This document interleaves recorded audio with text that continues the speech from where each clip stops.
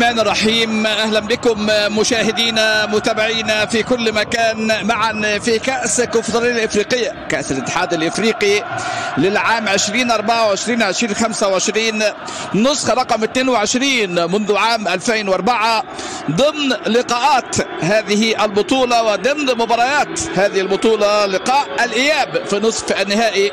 في لقاء سبق هذه المباراة ستيلنبوش الفريق الجنوب افريقي الذي اخرج الزمالك حامل اللقب ودع البطوله، وتاهل سيمبا التنزاني للفاية. سيناريو مباراه الذهاب كلنا نتذكره، اداء مميز وجاء في مركز ثاني ضمن كان في النسخه الاخيره امام الزمالك المصري. طبعا حاجه دفاعيه، طلاقه حلوه هنا المرور وادي الوصول، ولكن تغطيه طبعا القسنطيني اللي بيبحث امام نهضه بركان. امامنا هنا بدايه قويه للقاء مره ثانيه. كرات العاليه بن شعيره يعلق كره عاليه، كرات العاليه راسيه، الصراع، العاب الهوائيه، نهضه بركانه. اللقاء ايضا المحاوله هنا عن طريق اللاعب اللي بيكمل امام هذه المباراه في اجواء، وعملوا جوله الحقيقه كان في يعني احترام من جانب قدم مستحيل. ليس في كره قدم مستحيل. القلشه المره دي الغلطه بجول، لكن 4 مرات. ادي امامنا الكره العاليه على طول، ابعاد هذه اللينه طلع اتحاد الجزائر، وستيلنبوش طلع نادي الزمالك. دقيقه كرات العرضيه والتعامل معاها لقسنطينة. نادي الرياضي قسنطينة الحضور الجماهيري من جانب الفريق الجزائري في انطلاقه بالجنب اليمين، ولكن خبره كبيره. منير المحمدي صاحب برونزيه على فكره، مشروع وجابوا لعيبه كبار في بدايات المشروع. طبعا سياسي انه يعود الى هذه المباراه الصعبه الراسيه، والجزائر في تلك البطوله، وايضا من الحكام اللي كانوا الى المغرب وجنوب افريقيا.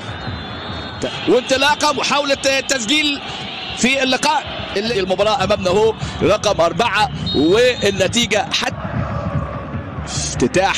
كرة ملعوبة أمامية، كرات العالية، تحيف هو دعم باتحاد تواركا. كان هيثم منعود في اللقاء، ومع كل كوره بص هنا سين وهدف في الدقيقه الوقت البدل الضائع، وكان هدف المغربي. الانديه اللي هتكون ان شاء الله ليها شرف.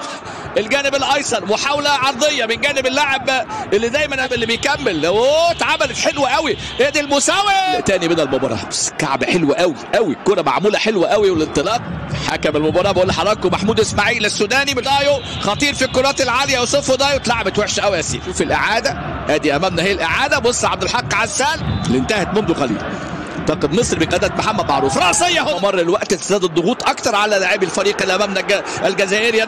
لعب بعادل تحيف كظهير. امامنا هنا اللاعب اللي كان بيحاول فيها امامنا منذر. كره على طول عاليه، 33 دقيقه كرات العاليه كابتن والقائد كوره. شوف امامنا هو الاعاده، لكن حكم اللقاء محمود اسماعيل الاعداد الكبيره ده دليل العشق والحب والانتماء.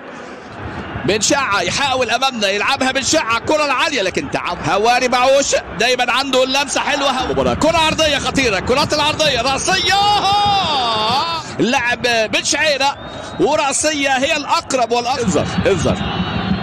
انظر في خالد الدين مضوي عليه ضغوطات كبيره. مضوي بعد الكرات العاليه، كرة عالية خروج، يطلع مين امامنا مداحي، امامنا بن شعيرة. لكن شوف حتى بن شعيرة الكرات العالية داخل منطقة الجزاء. تحيل عمل تعديلات على مستوى الخط الخلفي لاعبين، وياسين البحيري امامنا هنا الكرة الملعوبة العالية الرأسية. جول هدف اول عن طريق عبد النور الحسيني يسجل امامنا. هو كان سجل في اللقاء اتحاد العاصمه في اللقاء الوسمى، وهدف في بدايه ناريه. لسه بقول لك من ديب وكانت خطيره وحولها الهدف. امامنا دايما عنده ادوار امامنا هنا في هدف. بدايه الغيث تبدا بقطره نور الرائع.